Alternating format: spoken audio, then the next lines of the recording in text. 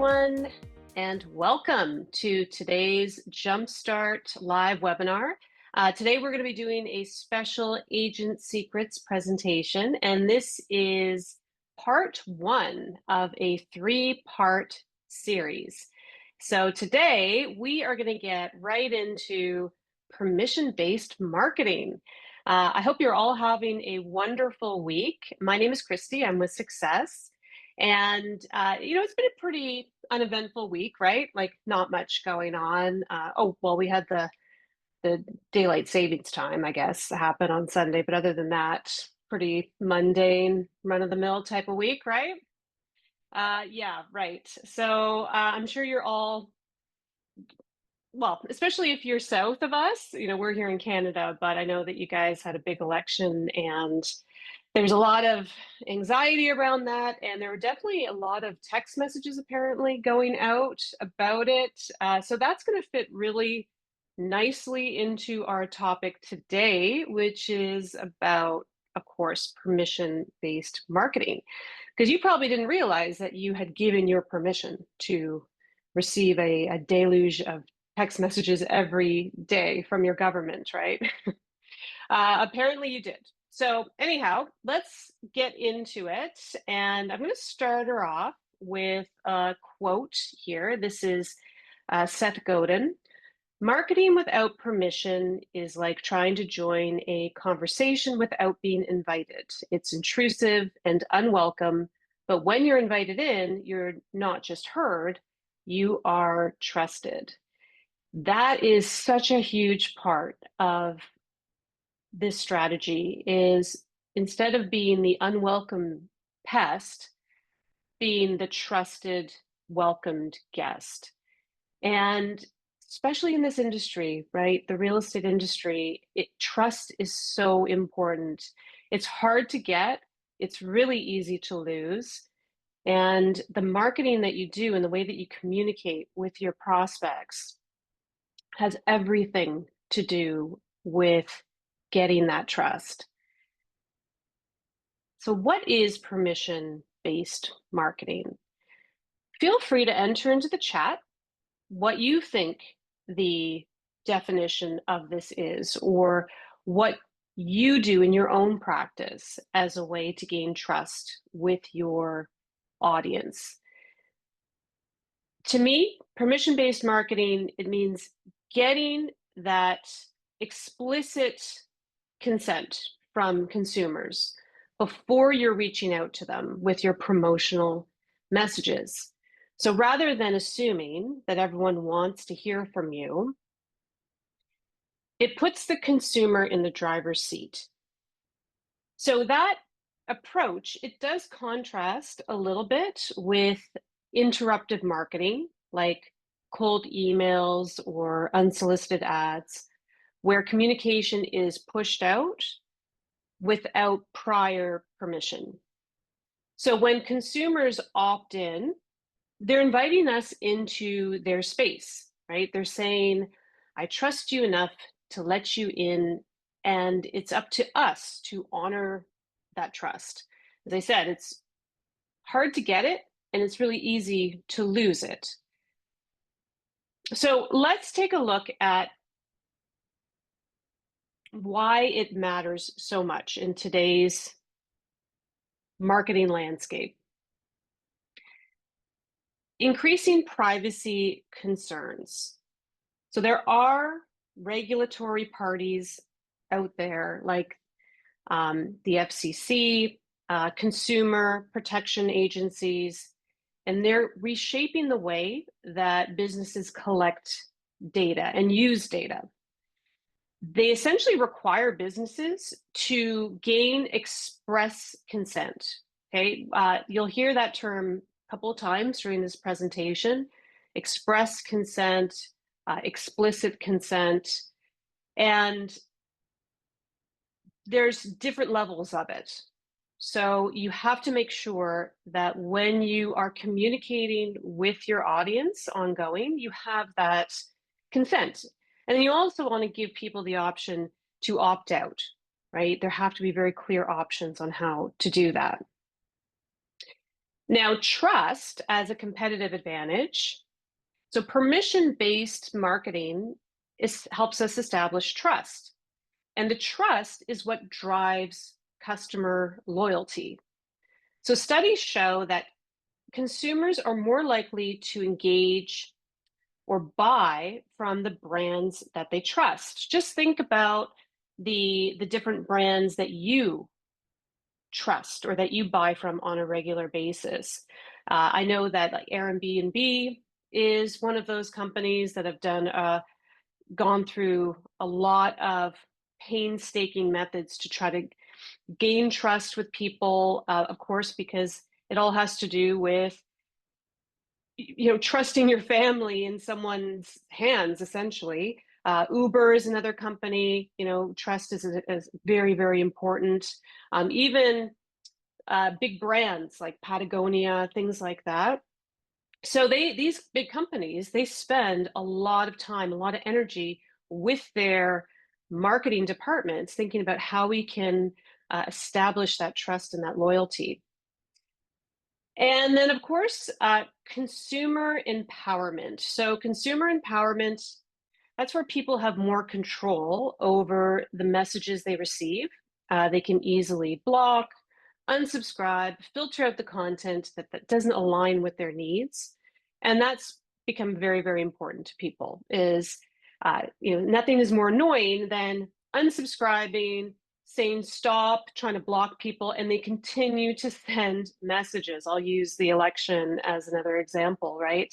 No matter how many times people would say stop or report spam, they just kept coming. So that is going against the empowerment that the consumer really should have when it comes to the messaging that is coming through, whether it be email or through a phone call or a text. So these are all the things that we have to take into consideration when we are gathering leads and when we are following up with those leads with our own marketing material. Now, I'll give you a little bit of background.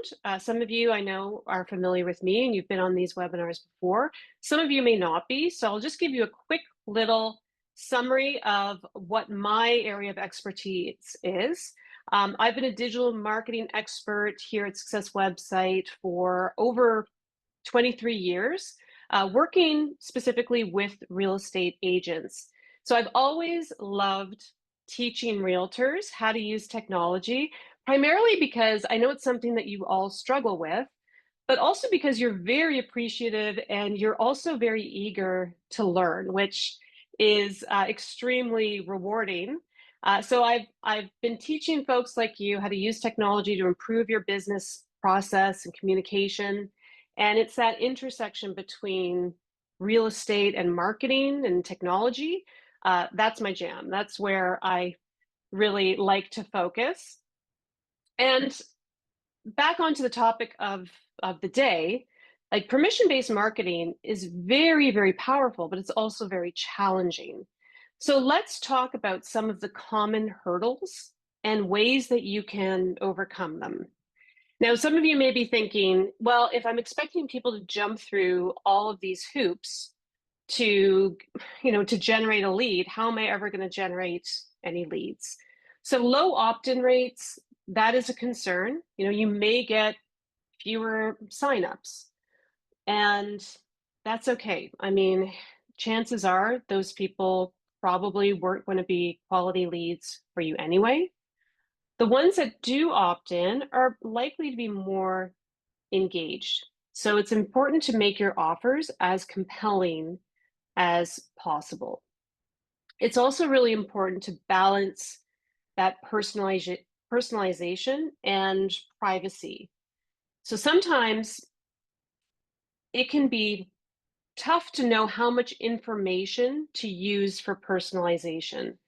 Uh, Making sure that you address people by name in your communication, right? Through your email, your text message, not necessarily their address, though, right? There are certain things that people feel comfortable with, and there are certain things that they don't. So make sure that you stick to the data that they've shared with you, just to avoid any permission assumptions, right?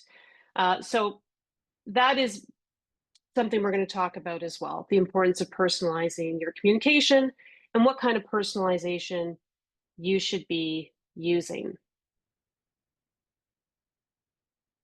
So how to obtain permission in an authentic, effective way. So here are a couple of clear strategies.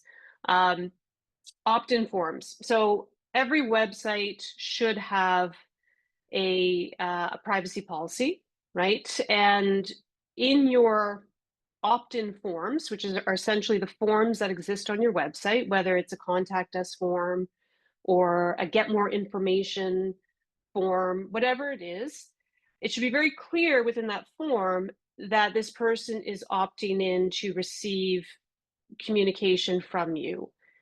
And that should also link to the privacy policy. So be very clear in your in the way that you describe the offers and use that direct language as often as possible. Sometimes you will need a double opt-in, which means there's an extra layer of confirmation, but it always helps to offer something valuable in exchange.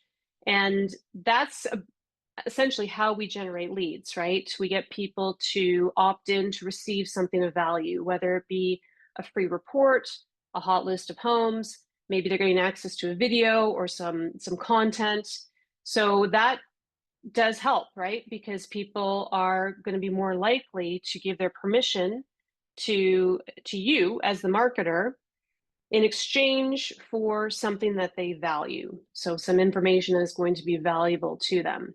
And then also be transparent. Make sure people know how their information will be used, include links to the privacy policy. That should all be included on your website. Now let's talk a little bit about express consent. What does it mean to have express consent? Express consent is an explicit agreement where individuals clearly say yes or actively sign up to receive communications. It's not assumed or implied, it's a direct confirmation.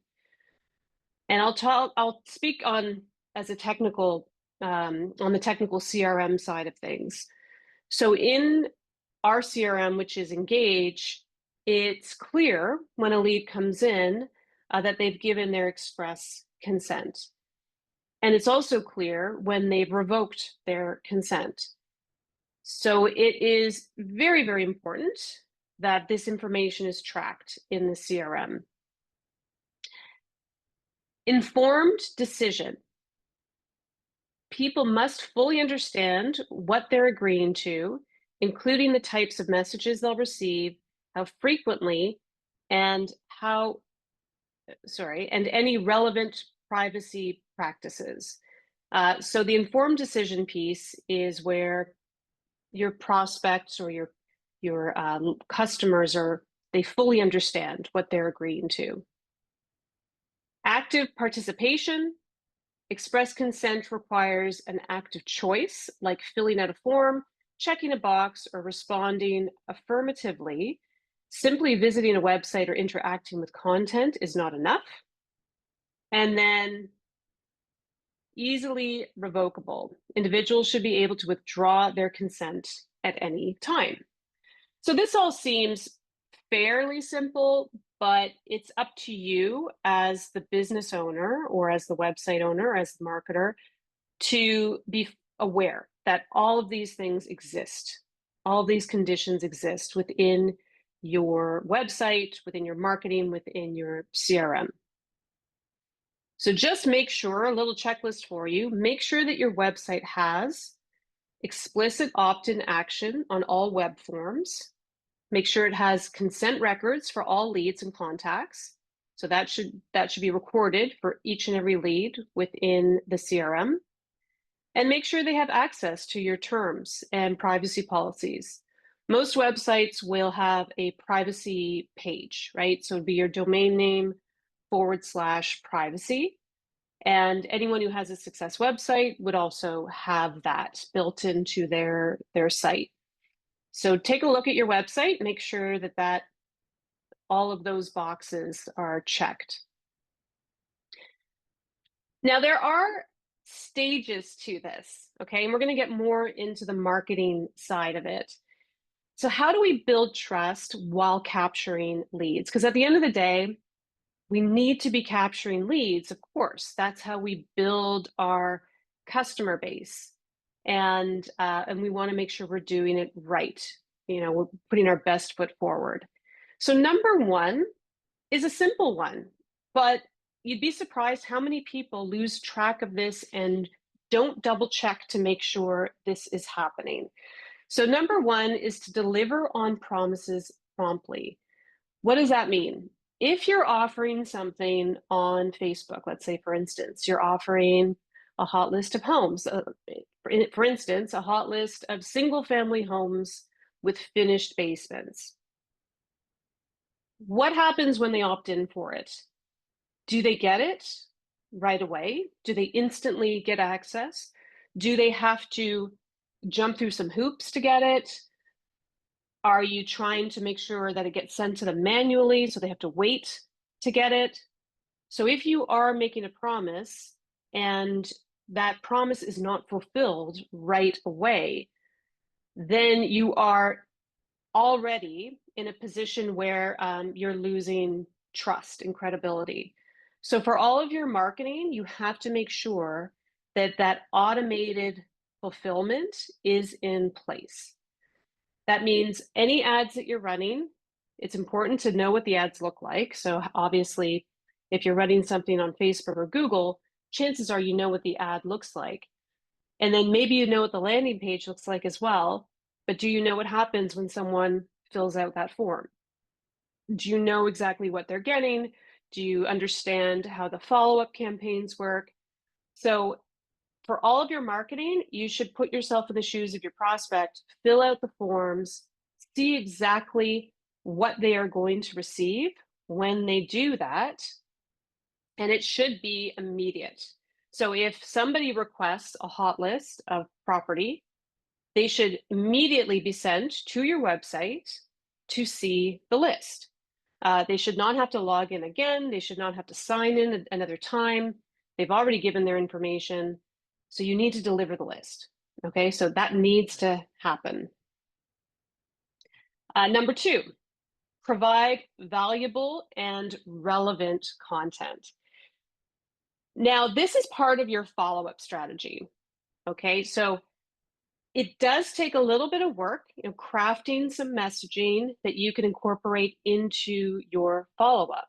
So for instance, somebody comes into your website, they request maybe a home evaluation, or they're looking for a CMA, or they're thinking of selling their home and they've opted into some information about that. So the type of follow-up we're going to send them should really be relevant to what they initially came in from. In this example, it's a web page, it's a landing page, but it has a video, it has a testimonial, and it's relevant to what that person is looking for.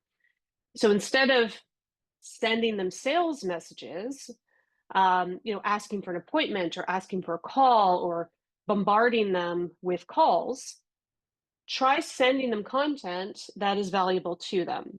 That's going to go a long way to build up that trust factor. Number three is personalize. Personalize your communication thoughtfully. Now, the name is important. If you are using text messaging or email as part of your automated follow-up, including the person's first name does go a long way to personalizing that interaction. I can't tell you how many emails I get where it says, "Hey there," or "friend," or "hi." And it kind of boggles my mind because they have my email. Chances are they have my first and last name. Why wouldn't they personalize that email? So in this example, this is a text message, right? So it's a text message template, but you'll see there are some replacement patterns in here. And replacement patterns are essentially a way for a CRM or any type of marketing software to automatically insert the name of the prospect into your messaging.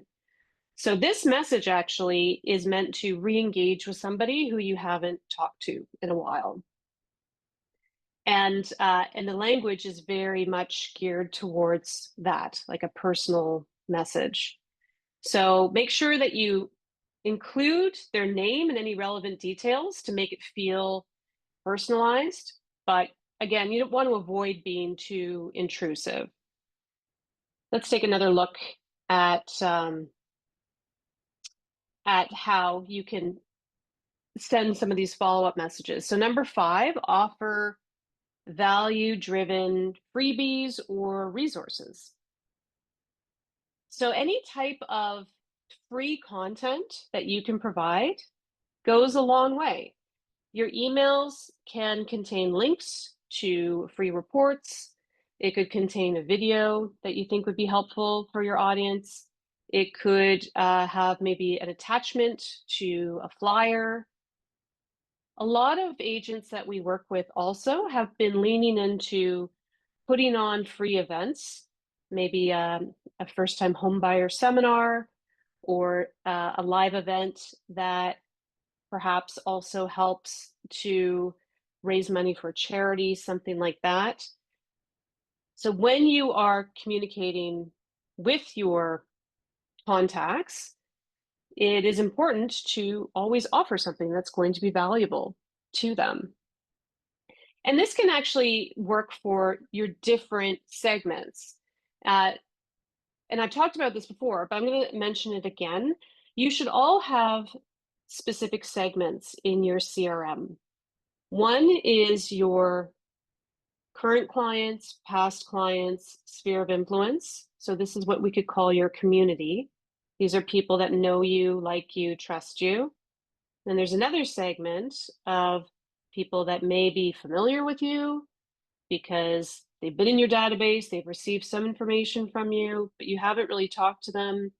Their level of awareness is not very high, and therefore they're not really part of your community per se, but they are part of your overall database that you want to stay in contact with.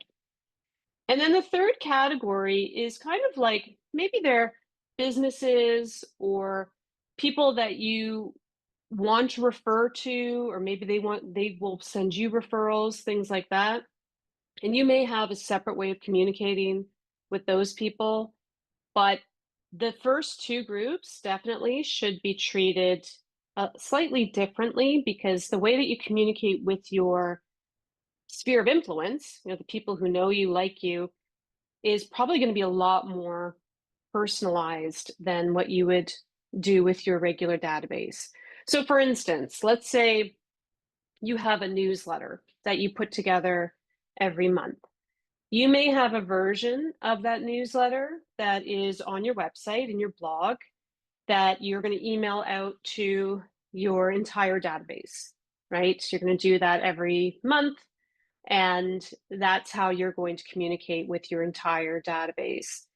But for your personal community and your contacts, maybe you've got an actual piece of mail. It's a printed newsletter that you're going to mail out to that smaller group of people.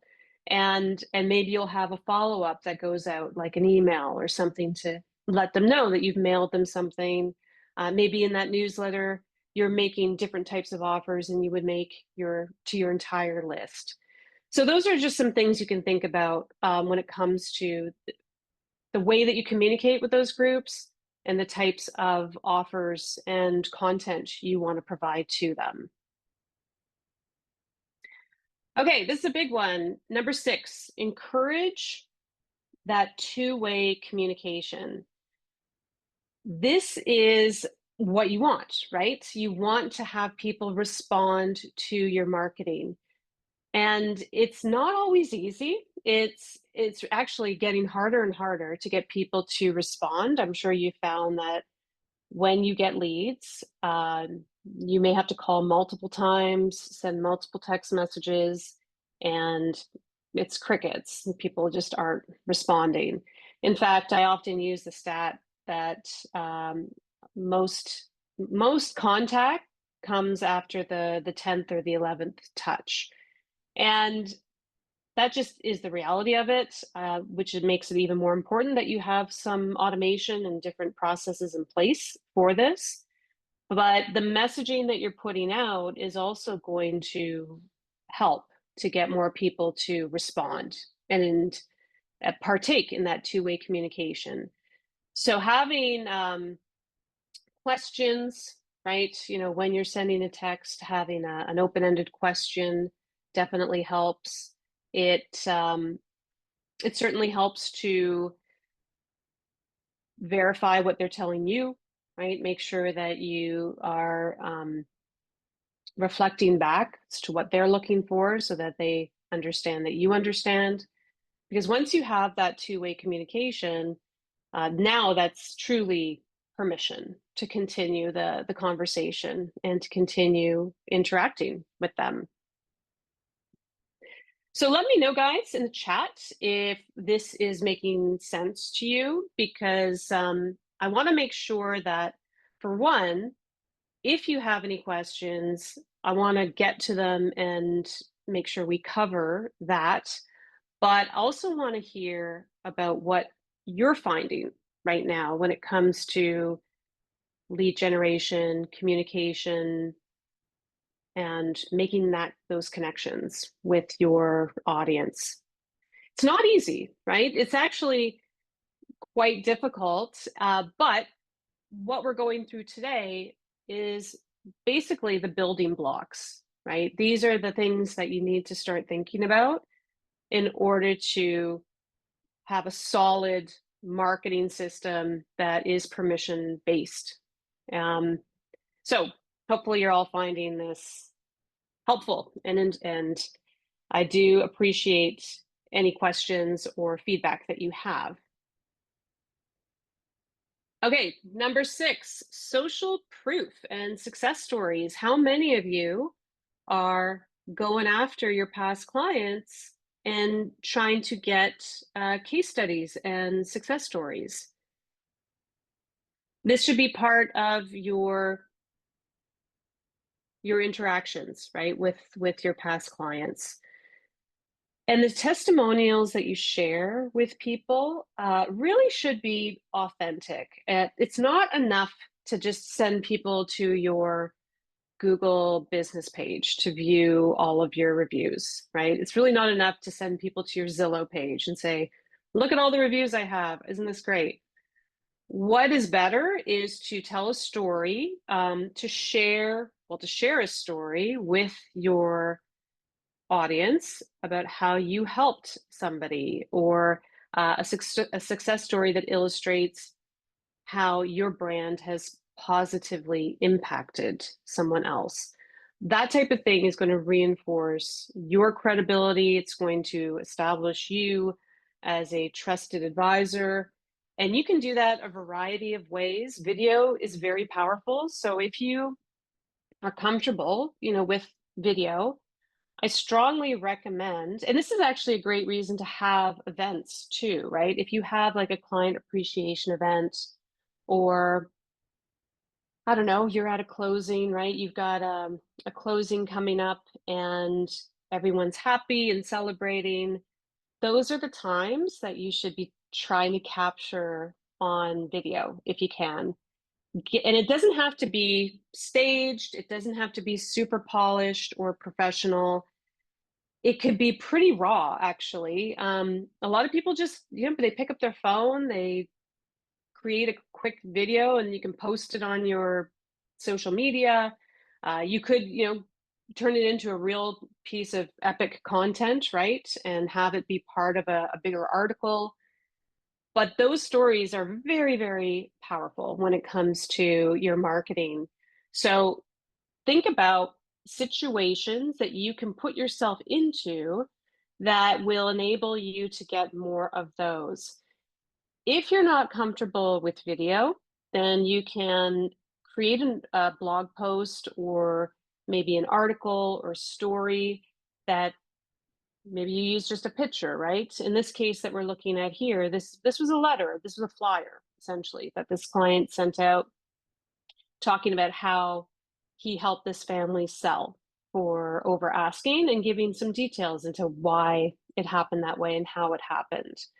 So that type of flyer you could distribute to your, your farm area. You could send it out as an email. Of course, you could post it on your social media channels. I would suggest all of the above. You just get it out to as many people as you can. Most people are not going to be upset to receive that, right? In fact, they are going to think, wow, like this is somebody that maybe I want to refer people to or I want to work with. And even for the seller or for the buyer, who you're basing the story on, it makes them feel really good as well, right? Something that they can share with their network as well. So that type of content is extremely important, and you want to make sure that you're putting some focus on that. Okay, number 7. I do like this one because I feel like the love language of any marketer, or should be the love language, is consistency and reliability. So be consistent and be reliable. I get a newsletter email from the Brian Condo real estate team every single week. And it comes in on the same day every single week. The content is different, of course, but it's basically a summary of all of the posts that they put out that week. And he has not missed a week, in the last, I don't know how many years. So that kind of steady schedule is quite powerful. And I find that a lot of agents struggle with that. You do it once or twice, and then you forget to do it the next week. Or you hire someone to do it, and then they leave, and then no one's doing it. So I get it that sometimes, you're relying on other people to do these things. And I know that through our platform, through Success Website, we have a newsletter that is created every month for you. We have an e-plan that you can just turn on for your leads, and they will get it every month without you having to do anything. But you could go that extra mile and actually, create something every week to send out to your contacts, and it's going to really help to leverage your brand. People are going to start to expect that in their inbox every week. They may share it. They may take a closer look at the content. Ideally, you want them to click on these things and go back to your website and view your content. So put some thought into that. And it's not a difficult strategy to implement. It just requires that consistency. You want to make sure that it's just getting done each and every week. Chat GPT can be your best friend for this type of thing, right? When it comes to content, if you're the type of person who doesn't really love sitting down and writing blog posts and articles and email copy and things like that, utilize ChatGPT. It's extremely helpful when it comes to getting some words on a page. Will you need to refine it a little bit? Yeah, probably. I mean, it tends to be kind of similar tone, I've noticed. You can start to pick up on the tone of things when you become more familiar with the content that comes from chat. But it at least is a starting point, and it can get you over that hurdle of, I don't know what to post. I don't know what to send people. Actually, I was on a session this week that was really helpful for me because I do struggle with this too, right? I mean, you guys are here with me today. This is something that I've been doing every week for, gosh, probably close to 15 years. I've been doing these webinars. Agent Secrets is a series that we started probably about 3 or 4 months ago, doing it every other week. And, some weeks we're just not sure what to talk about, but it is so important that we make sure that we're presenting something every other week. And then, like for our clients, we have special training sessions where we go into how to use the software, how to set things up. And that's always been very, very consistent. And that's very, very important to us. But as far as coming up with content, just think about things that you're really interested in, you're really passionate about, maybe things that are happening right now. I know that Thanksgiving is coming up in the US.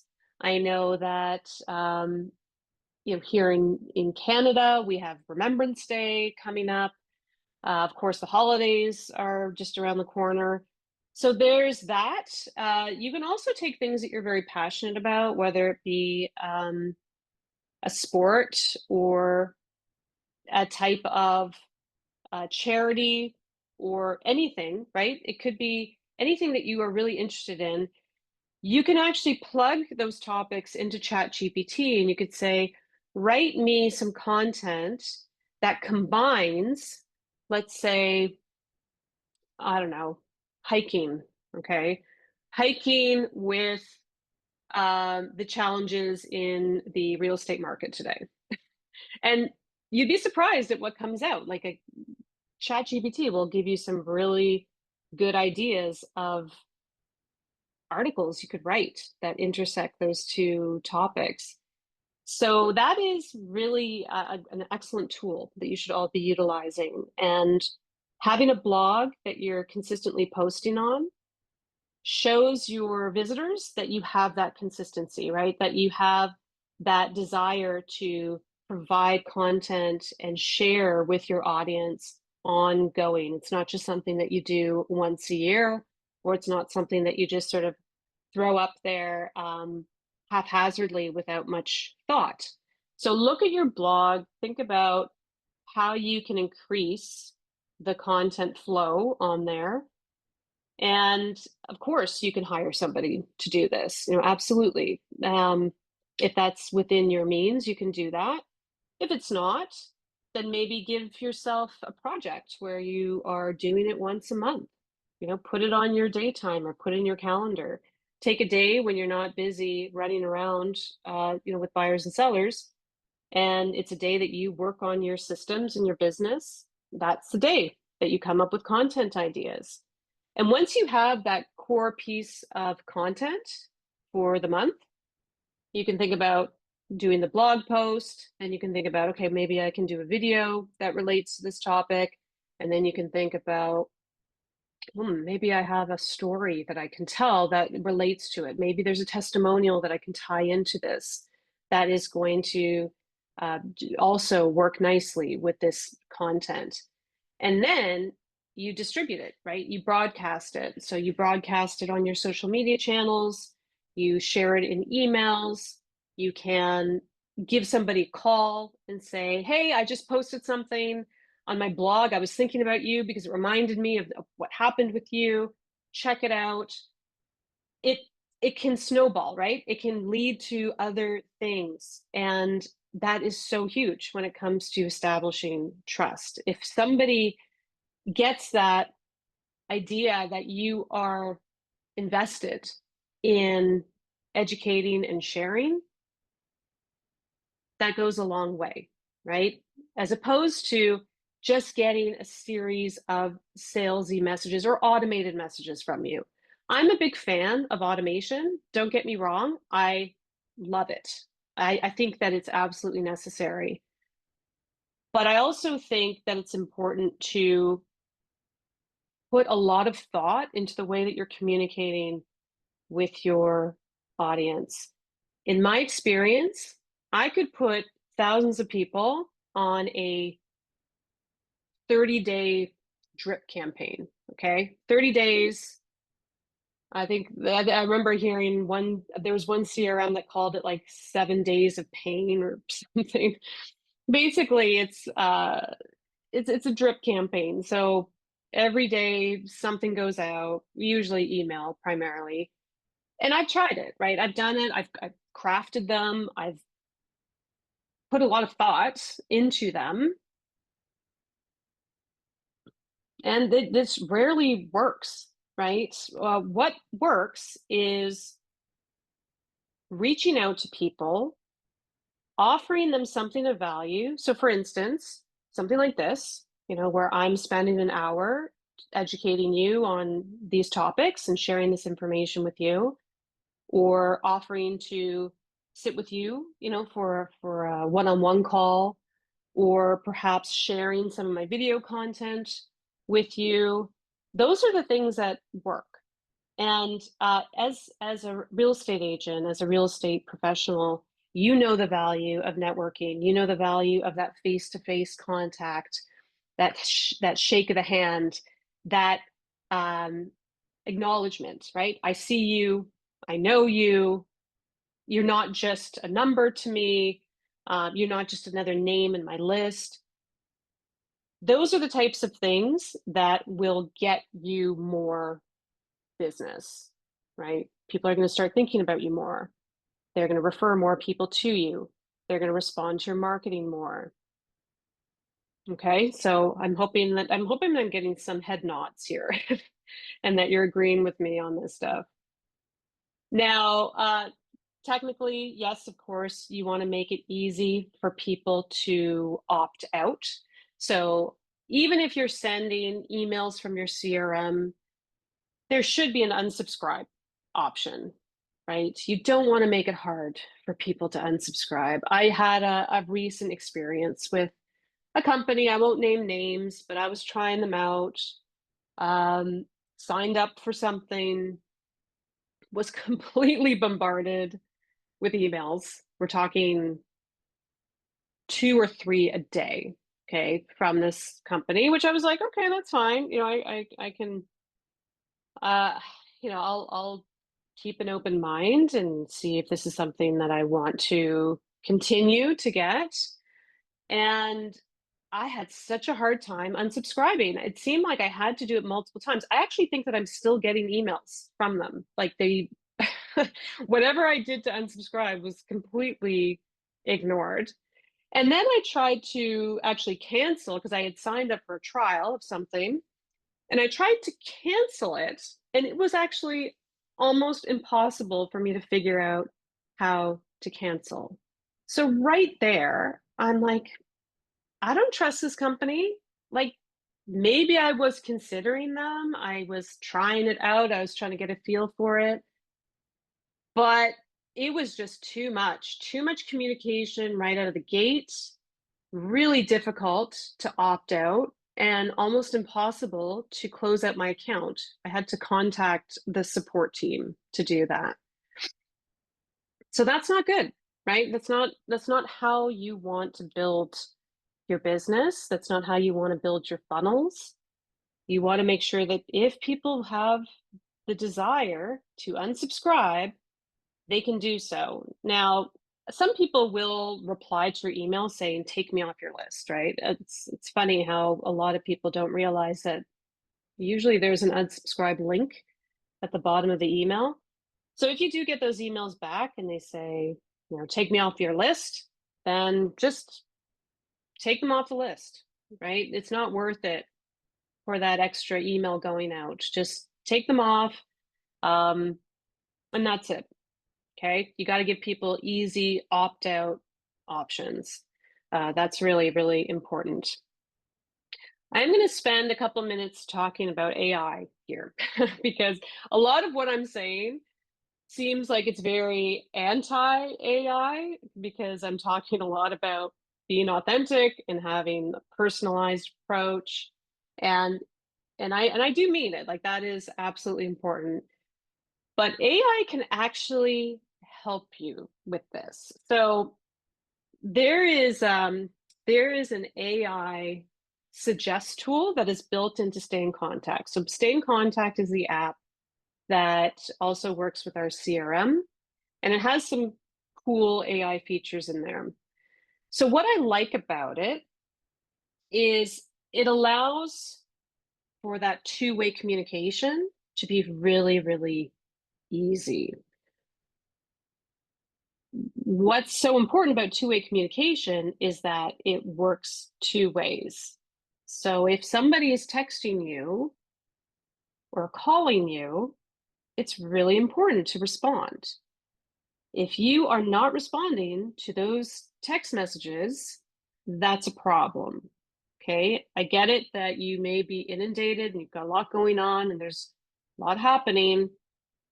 But if those messages are being left unanswered, every day that goes by where that person does not receive a response, trust goes down, right? Your trust levels go down quickly. So AI can help you with this because it can not only can it suggest things for you to say, which I find particularly helpful. I mean, I feel comfortable writing, right? I feel pretty comfortable communicating, but there are some times when I'm kind of in the middle of something or I know that I need to kind of put some thought into it, but I'm on the go or maybe I'm multitasking. So what the AI suggest tool can do is basically plug in a response for you. And the way that the role has been created, it's kind of checking all the boxes that we talk about when it comes to this permission-based marketing. It's friendly, it's confirming what the other person said, it's asking open-ended questions. So I use this a lot. Okay, I use this a lot with client communication, sales. It's something that I'm always using. So I find it very, very helpful just to make that two-way communication quicker and easier. Another way that it can help you is by auto replying for you or auto responding for you. So if you do have leads coming in and they're engaging with the AI will continue that conversation for you. So they're getting that quick response. I'm not saying that that should be how the communication goes ongoing. In fact, I would recommend you step in right away and take over the communication as quickly as you can, get them on the phone. It's great to have text exchange ongoing, but eventually you need to get them on the phone, meet with them, have that personal interaction. But what the AI can do is it can start it. It can get you started on a conversation, on that two-way communication, because it's going to respond right away. That person isn't going to wait. You're not going to be left waiting.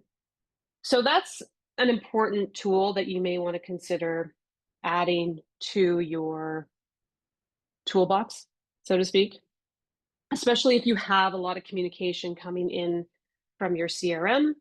And the app, as I said, is something that we can provide. We have it connected to our platform, to our system, and we've built these roles for buyer communication, seller communication, also for generating um, agents recruiting, right? We have a recruiting plan as well. So if you're in the business of building your team, you're trying to recruit agents to work with you, that's another layer to this, right? We have an AI role specifically for that as well. So basically, what I'm trying to say is everything that we do here, everything that we teach here, all has to do with systems, strategy, having that consistency. So the strategic approach is the one that is absolutely worth taking. We know that it's very, very important to be targeting and attracting your ideal audience. And when we're talking about your ideal audience, these are the people who want to work with you, right? Or the people that you want to work with. We have to really focus on those people and pay attention to the messaging that we're putting out to that group. And then for new leads that we're generating, make sure you start off on the right foot. When the lead comes in, make sure they're getting that information right away. That fulfillment has to be built in, it has to be seamless. Make sure that any communication that goes out after is relevant to what they were looking for. That can be automated as well, but you can also create some very specific content to send out to those buyers, sellers, specific buyers looking for specific types of homes. So that is definitely important. And then make sure that you're also continuously adding value. So when you're retargeting your database, think about, how can I provide value? How can I give something today that people are going to appreciate, that they're going to that's going to educate them, teach them something, share something that maybe they didn't know. That always should be in the back of your mind, right? That's what makes a really good marketer, is tapping into that resource. You guys know a lot, right? You know a lot about your market. You know a lot about what buyers and sellers want in your market. Put that out there. Find ways to communicate that. There's lots of ways to do it, and be consistent with it. If you're going to take anything away from today's presentation, I would say that is key, is be making those value propositions, share content that is helpful, as opposed to sales messages, right? People don't want to be sold, right? Like we know this. People don't trust realtors for the most part, because they see them as really just having their own interests in mind, and being really preoccupied with doing more deals and getting more sales, which I know is not the case, right? You guys spend a lot of time helping people make this massive, it's a massive endeavor, buying and selling. It's a huge event. So I think that there's a whole wealth of information you could all be sharing and sending to your audience, as a way to build trust and gain permission to continue interacting with them, and ideally meeting with them, right? Seeing them face to face. So this has been part one. We've gone through permission-based marketing and why it's important, how to make sure your website is in compliance, right? Make sure your privacy policy is up to date. Make sure all of your forms have clear opt-in language. Make sure that your CRM is not allowing for people to get information if they've revoked their consent, and it's recording that. So these are all really, really important things for you to take away as somebody who is a marketer and is in the real estate business. Part two is going to be next. Okay, so that's going to be in 2 weeks, and we are going to get into the idea of sales funnels. And sales funnels are, there's a few things, right, that we need to think about. There's the message to market match. There's how we deliver our marketing messages, how we collect the information, what we send out once that information is collected. So we're going to be getting into things like landing pages versus websites. We'll look at the importance of combining text messaging into your sales funnels and why that's important. So that's going to be a big one. Make sure that you join us in 2 weeks for that. I'll give you guys a couple minutes to put in some questions if you have any. You've all been very polite and just listening in on what I've been presenting today. So that's great. Hopefully it's all been clear. I really strive for clarity when I put these things on, and I hope that everything has been also informative and has given you some actionable content that you can walk away with. So that's it. That is the end of the presentation, and I thank you all for joining us. I will mention that if you are interested in accessing the recording, we will have that posted over the next couple of days. Usually we post it onto our YouTube channel. So I'll ask Robert Sobia to share in the chat how you can get access to the recordings. I'll also ask Robin Sobia to share some of our blog content. So as I said, we've been doing this for a while. We've got lots of content out there that you can watch, get more familiar with what we do. So that is on our successwebsite.com. We have an Instagram channel that we also use as an opportunity to share more content. And then if you're interested in setting up an appointment with our team, you can book a demo through Success Website as well.